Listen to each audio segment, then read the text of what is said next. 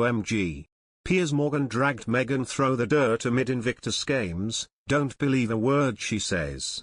Former Good Morning Britain host Piers Morgan makes a bombshell return to television next week with his new TalkTV show, and he's opened up about his sad exit from ITV. Piers Morgan has taken aim at ITV for rolling over to Meghan Markle 1 year on after his sudden departure from Good Morning Britain. Speaking at the launch event of Piers Morgan Uncensored, he revealed that his new series will aim to cancel culture and celebrate freedom of speech.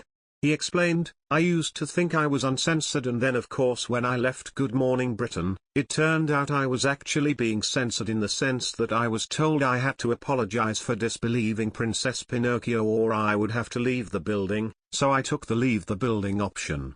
Which I thought was a sad moment for me, for the show and for my poor TV wife. It was a very traumatic divorce and I thought the wrong call by ITV. I want to make a point that cancel culture is as dangerous to society in its own way, in terms of its attack on free speech and freedom of expression, as coronavirus has been and could over the next few years, or decades, actually more dangerous. You can all me sorts of things, that's fine, but the moment you try and get me fired as Meghan Markle did on Good Morning Britain, where she personally writes to the boss of ITV and demands my head of a plate, that's cancel culture right there. The idea that ITV rolled over to it is ridiculous, but that's why I'm here, and in a way I'm grateful to them because I think this is very exciting new platform and opportunity." It was reported in March 2021 that the Prince Harry's wife lodged a formal complaint with ITV over Piers' comments about her on Good Morning Britain.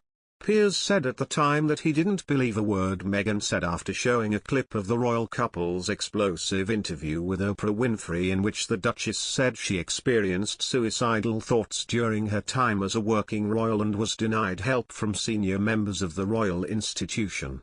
Referring back to his comments on Meghan and his exit from ITV, Piers said, "I still don't believe a word Meghan Markle says. I think almost everything of what comes out of her mouth is complete BT, but if you agree with me or not, it doesn't matter.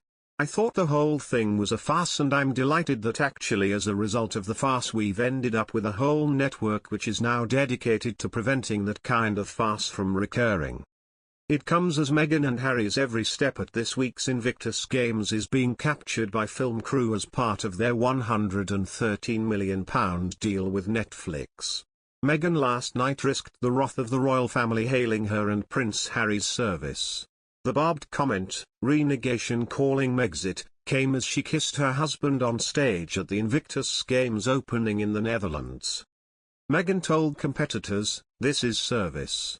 Last year the Queen confirmed after the couple stepped back from royal life that they would not continue with the responsibilities and duties that come with a life of public service.